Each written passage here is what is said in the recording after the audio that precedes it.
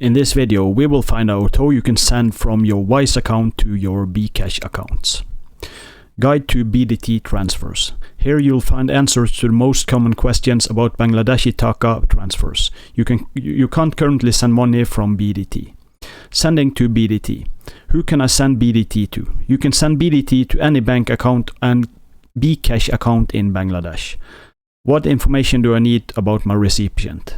You'll need their full name, bank and branch details and bank account number. In Bangladesh, this should be a maximum of 17 digits. When sending to a Bkash account, you'll need your recipient's mobile number. This should start with 880. So if mobile number is 0123456789100, enter 8801234567890.